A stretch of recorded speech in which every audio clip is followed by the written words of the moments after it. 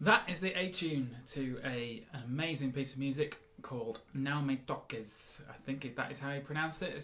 Forgive me, any Portuguese language speakers out there. It's a tune I was taught by Mike Marshall way back in 2008 at a workshop of his that I went to. He claimed at the time that it was called "Don't Touch My Tacos," but I've since learned it's it's apparently a saying in Brazil like "Don't touch me," get out of my personal space. And it's an amazing tune. It's really good for advanced players to try and learn. I'm going to try and teach it you in the next 15 minutes or so.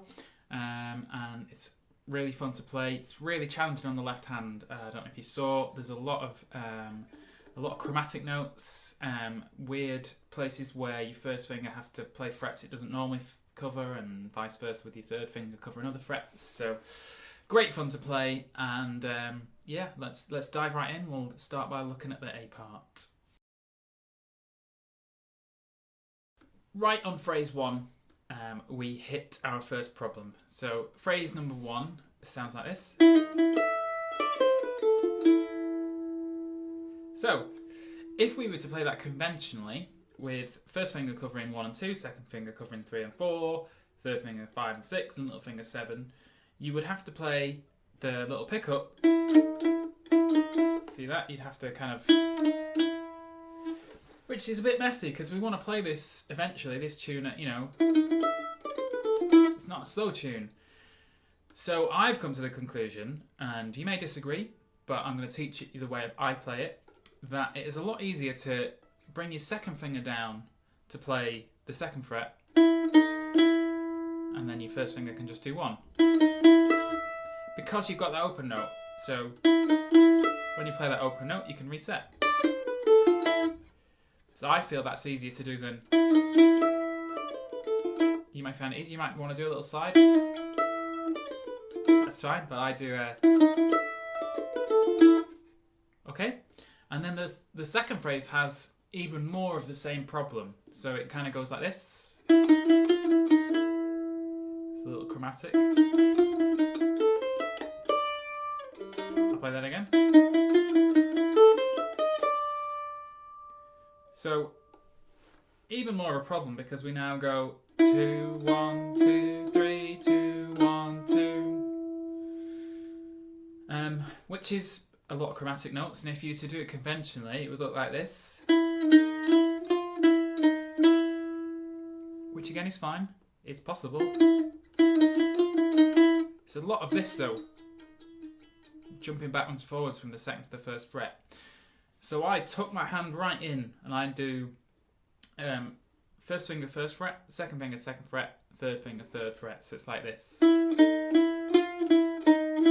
come a bit closer and do that here.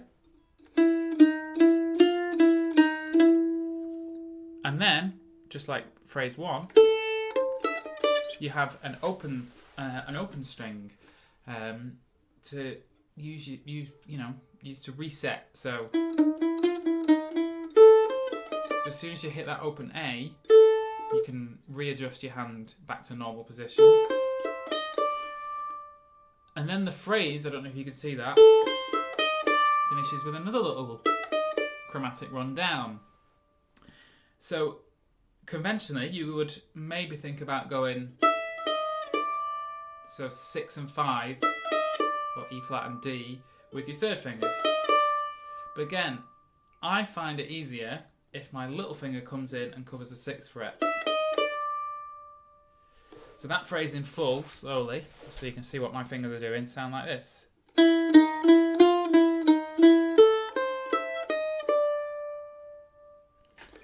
Okay, so let's try phrase 1 and phrase 2 together. And I'll count this after, this is after 3, so it'll be 1, 2, 3. Okay, let's try phrase 1 and phrase 2 together, which takes us to the middle of bar 4. 1, 2, 3.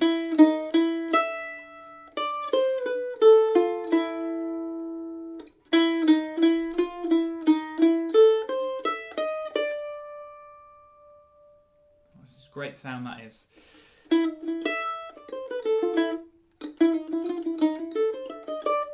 So you can use your left hand completely differently than I do.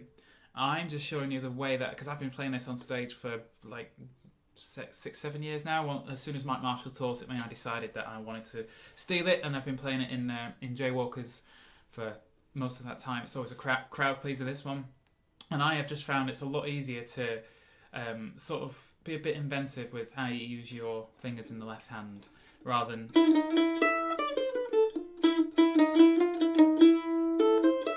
you end up a lot of juddery hand movements that kind of stop you being clean. So I find it easier to use all of your fingers to help out. Our next phrase sounds like this. So this is the end of bar 4.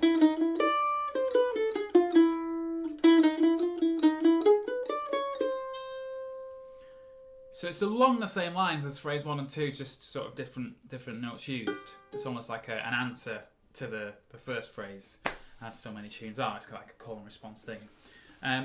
So same problem at the start. Now then.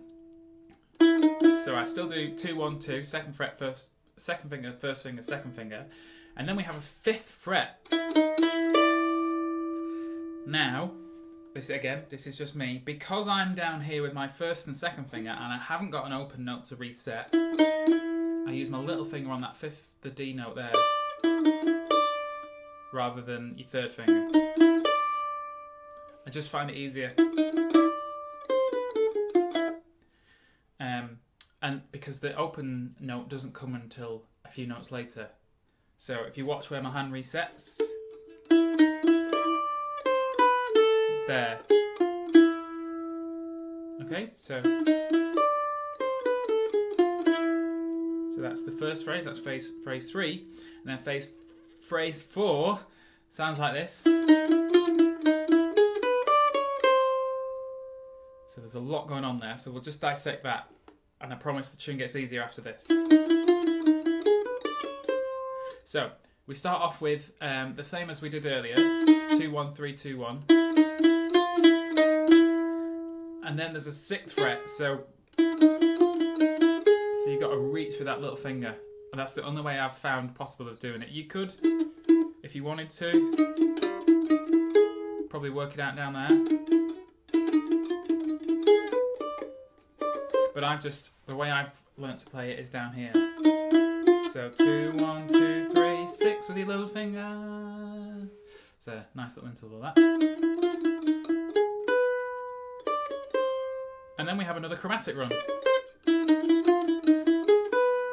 So it goes D, C sharp, C natural, or 5, 4, 3. And sort of the same principle I've applied to this.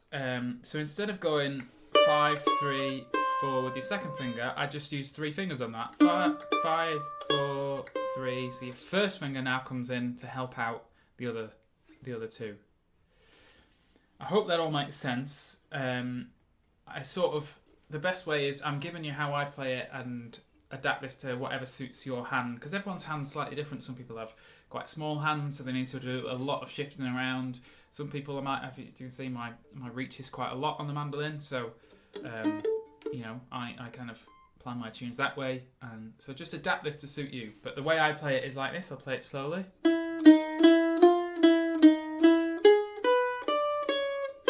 Finishing on my first finger. Okay?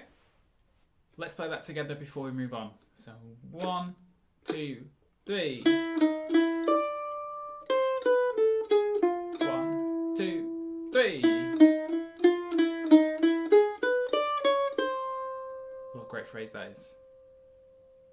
You're almost there with the A part. So and then it pretty much plays phrase 1 and 2 again. The only difference is coming up. And that second time around, it puts a C sharp in there to make it A major, as opposed to the first time round, it puts a C natural in there. So the second time round is this. Hear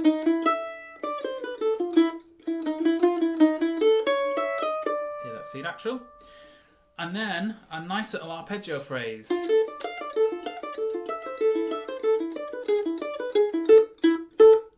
Okay, so that's just a D minor arpeggio, A minor arpeggio, and then a E7 arpeggio. It's really nice. Make sure you're playing, so we want down, up, down, up, down, up, down, up, down, up, down, up, down, up, down, up, down, up, down, up, down, up. A lot of people think a lot of ups in there to make it easier, but not allowed. For you advanced players especially, this should always be played down, up, down, up, down, up, down, up. So let's just play that final phrase together. After 3. 1, 2, 3. A minor arpeggio, E7.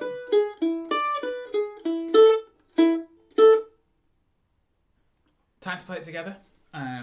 This is the hardest part of the tune, so once you've got this, you're well on your way. So this will be after 3, twice through. 1, 2, 3. 2, 3. 2, 3.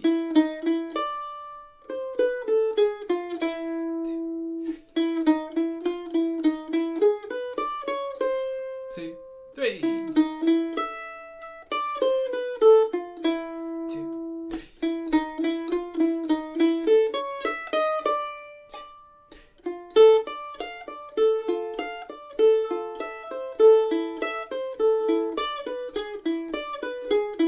And repeat.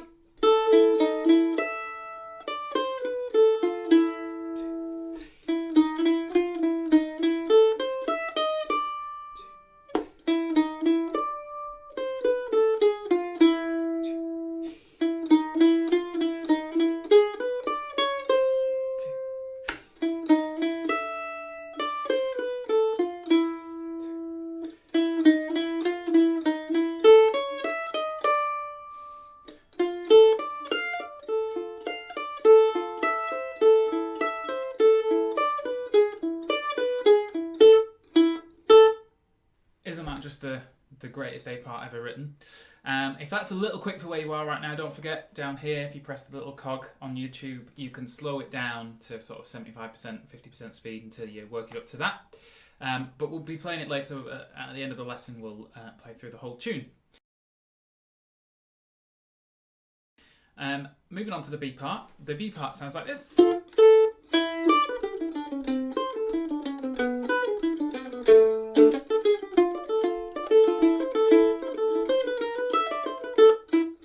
It's only an 8-bar phrase, and it's split into two sections. The first part of it sounds like this.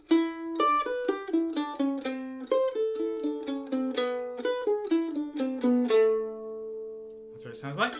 And the main thing about this is just similar principle to the A part on that, the bass notes. So 6 5 6 5 4 5 4 2. They're the kind of the sort of the main crux of the melody. And I kind of do a similar thing. I kind of rather than using the same finger, I kind of get the different fingers on the chromatics. So little finger, third finger, little finger, third finger, second finger. If that makes sense. And then the second half is kind of this.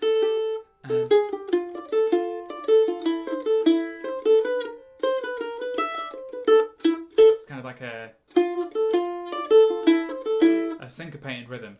And again, advanced players, so you should really be getting that right hand correct. So down, up, down, up, up. So there's sort of 2 ups in a row because you're missing out a downstroke in the middle of the bar. If you watch my right hand, up, down, up, down, up, up, down, up. So play that phrase round a few times. Up, up. And then it ends with this phrase. And again, you could employ the same principle as the A part. But for this one, I don't do that. I actually just do the first finger because of where I am I just find it hard to come out of that to suddenly shift to doing what we did in the A part. So I just do my first finger on the 2 and the 1st fret there. So let's try the B part together. A little slower than that. So 1, 2, 3, 4.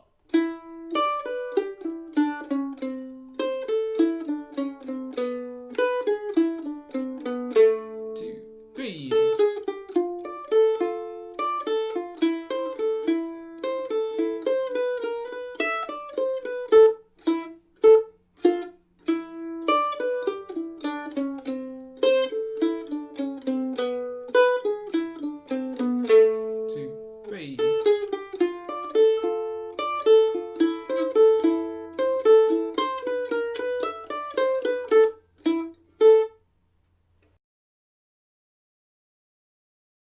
And that brings us to the C section, finally.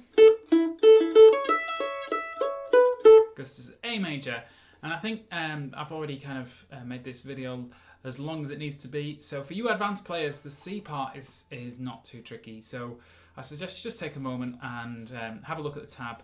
In fact, no, I'll play it for you now. So this is what the C section sounds like.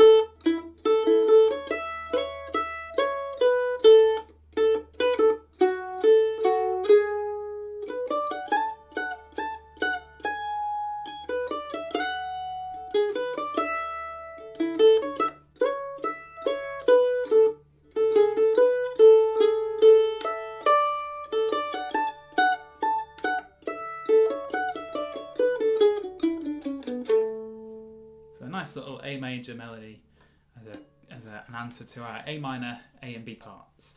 And this tune does not go A, A, B, B, C, C.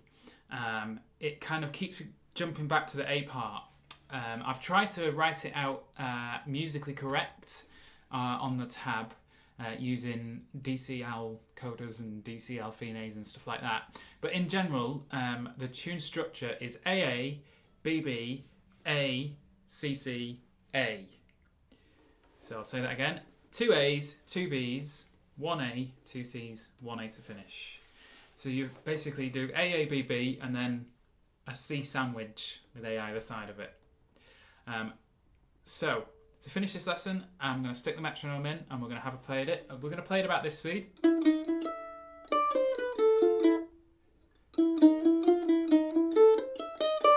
Which is probably a little quick. Maybe I'll slow it down a little bit than that, but this is an advanced lesson. That's the speed you need to be aiming for. And don't forget, you can use the slow down function if it's too quick.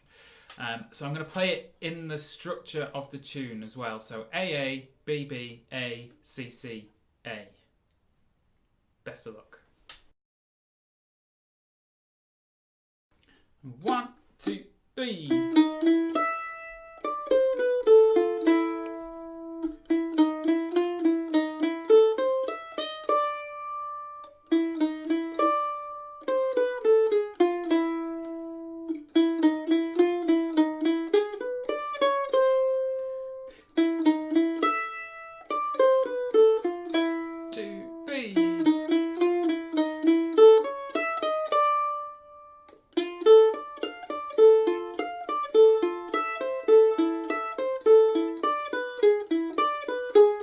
Repeat the A part.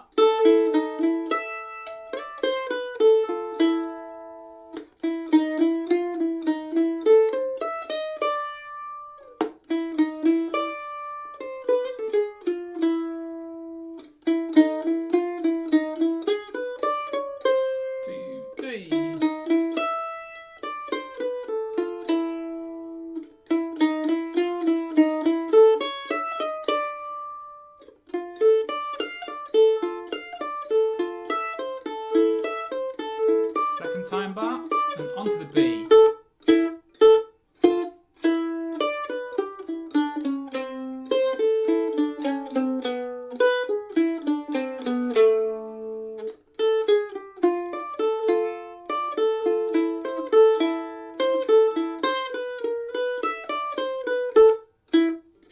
B part again.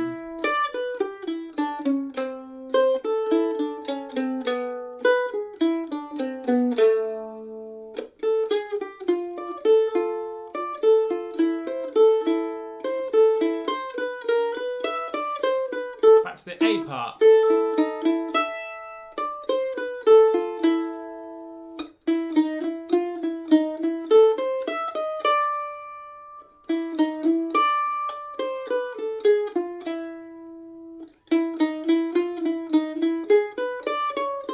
Two, three.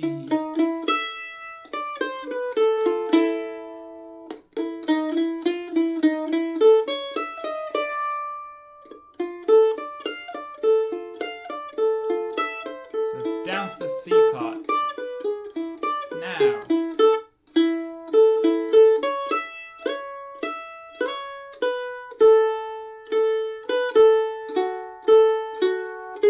Two, three.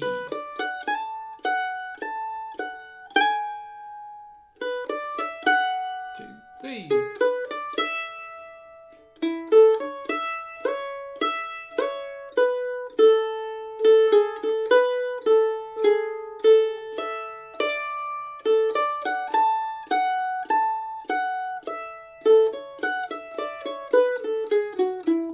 Repeat the C part. 3.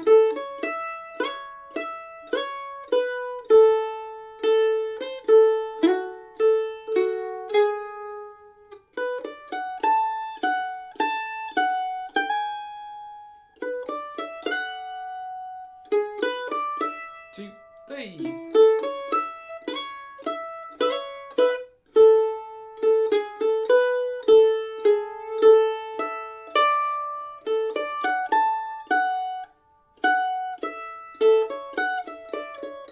So we're going to do one more A part. 1, 2, 3.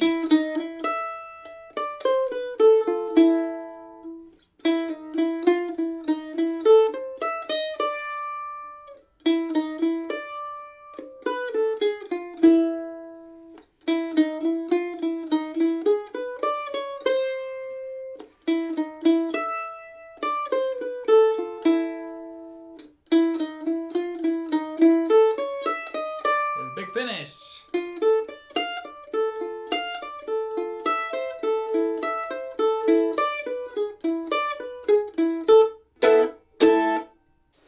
Whew, well done, you've made it, hopefully. And don't forget the usefulness of the slow down function if any of that was too quick. That is an amazing tune written by Zequinha de Abreu. Again, hopefully I've pronounced that properly. I hope you've enjoyed it. Don't forget all of the tab is free to download at the link below, and all previous Mando Mic lessons are still available at mandomic.com. Please do sign up for the mailing list and hit subscribe down there, and I'll see you next month.